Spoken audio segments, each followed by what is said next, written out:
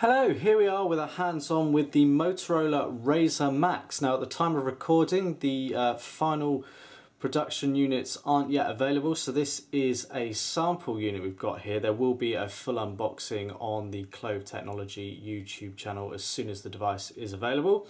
So the RAZR MAXX is slightly different to the original Motorola RAZR. Any of you familiar with the device may see one of the differences here. Well, the only difference really is the thickness of the device. This is 8.99mm thick in comparison to the 7.1mm thickness of the original RAZR. If you remember, the RAZR camera housing was sort of raised and then it sort of dipped down to be a thinner device overall.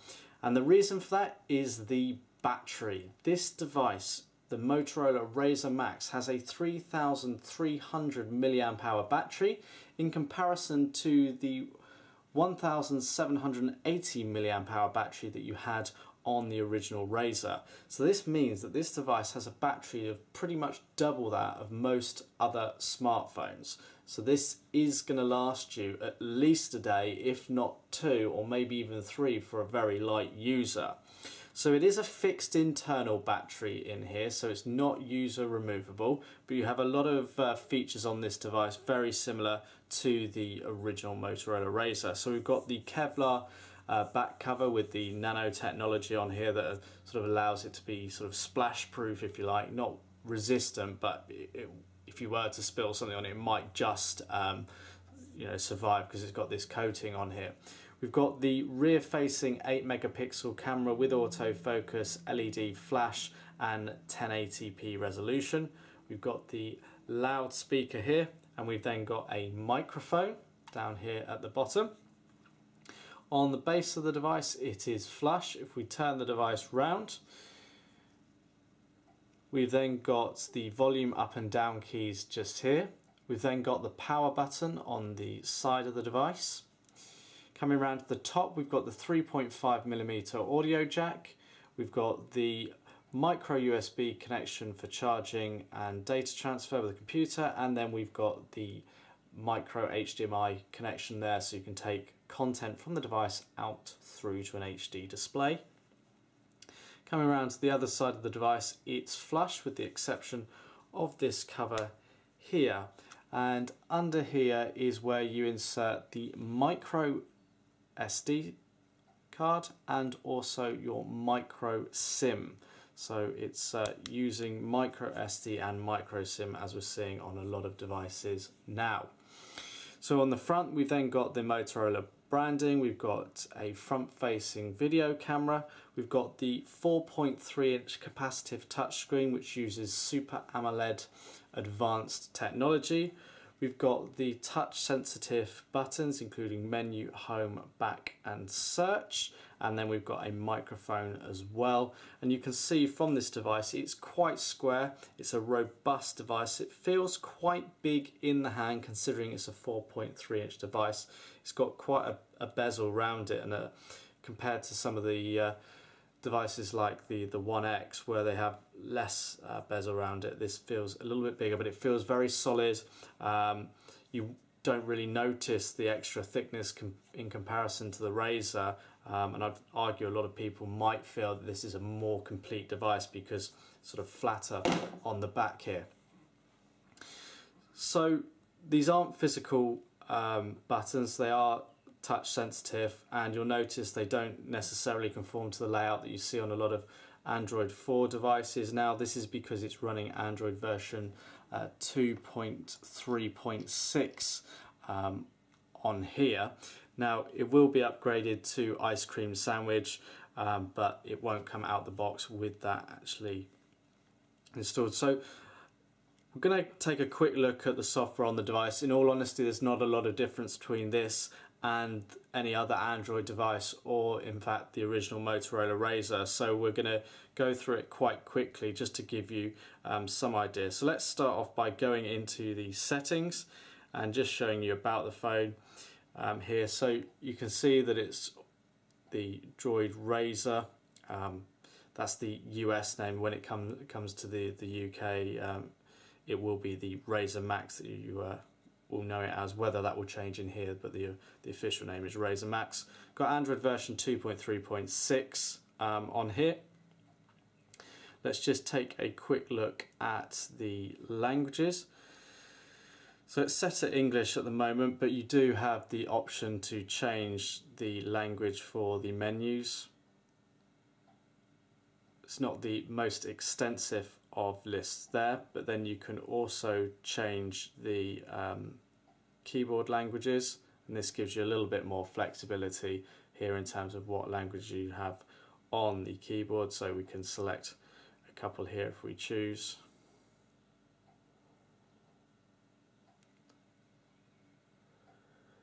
So if English isn't your native language, or you wish to communicate in other languages, then you can do so with this device because of the keyboard options that you've got here. Let's just take a look at the storage. So you've got 8 gig of internal storage on this device. You've got a gig of RAM, and you've also got the micro SD card slot, which will take up to 32 gigabytes of memory. So you're not really limited like you are on a lot of devices. So we've got location settings because there's GPS on here. We've got the HDMI out option through the top of the device, so any content you can share to an HD display using a appropriate cable. Battery information, because the battery is one of the key elements of this device, you're going to be able to see a lot of information about the battery. So at the moment we've got it on discharging, and it tells you a bit about the actual battery usage on the device.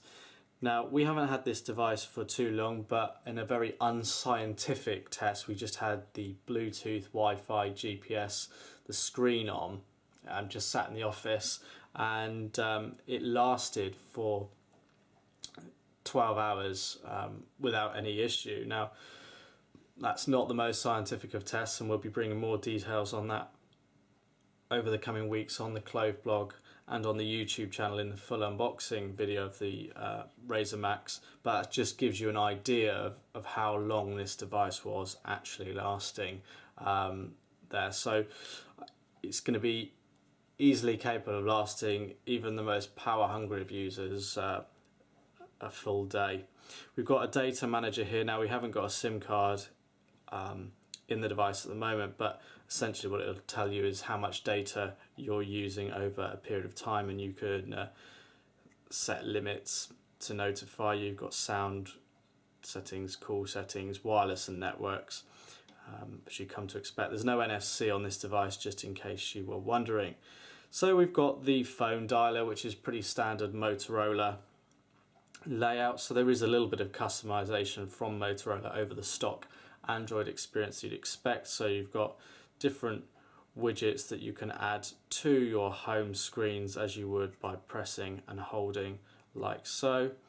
If you press the home screen when you're at the main home screen, you can get this sort of overview of the home screens, and then tap into the appropriate one.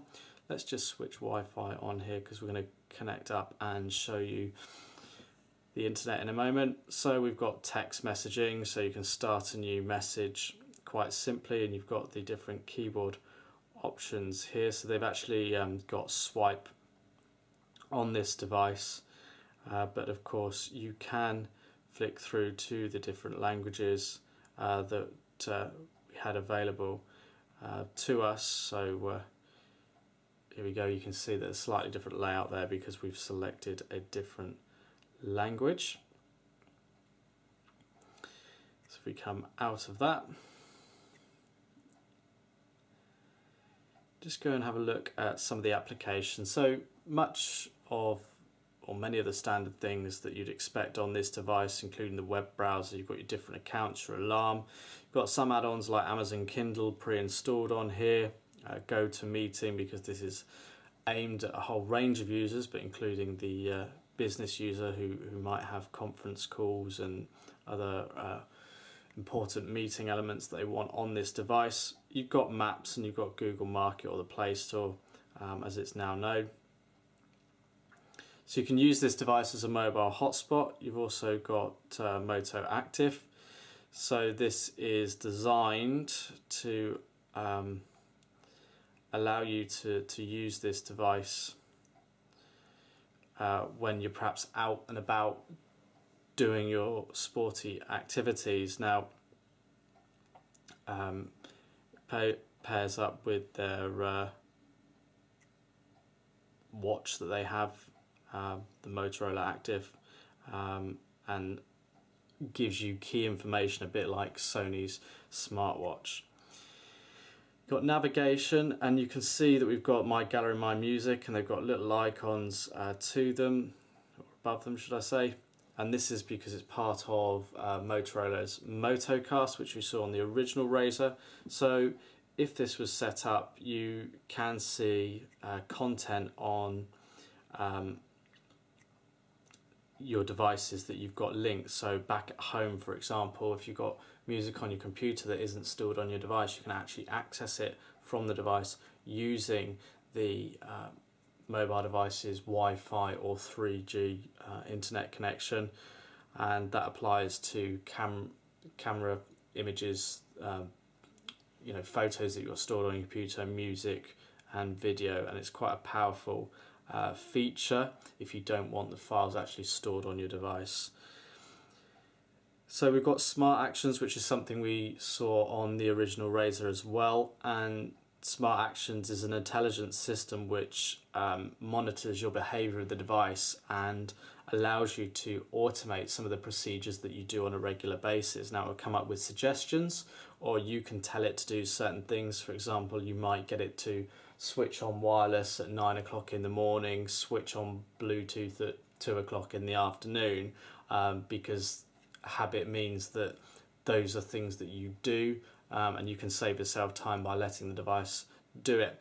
It's quite powerful in some respects. It's not for everybody, but there's a lot of opportunities that you have with this, and we've demoed this before on the RAZR, so check out our YouTube channel to see more about how that actually works.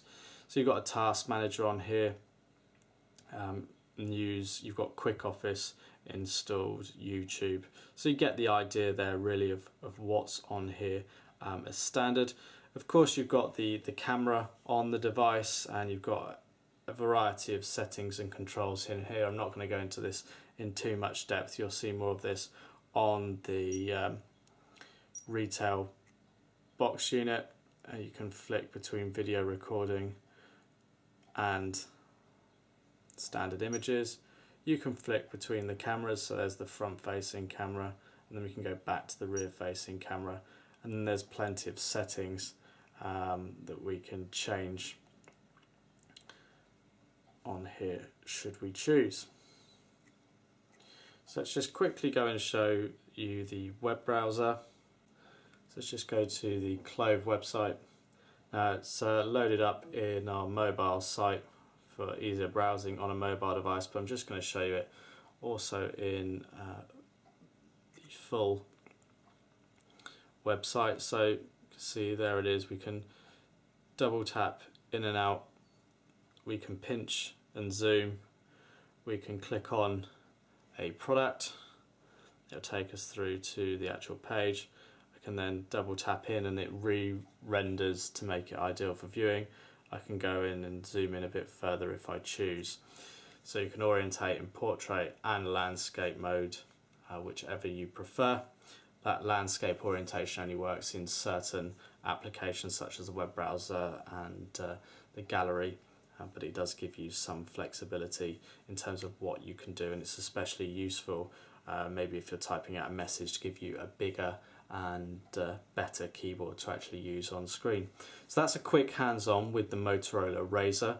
Be sure to check out our YouTube channel in the coming weeks for a full unboxing of the Motorola RAZR MAXX.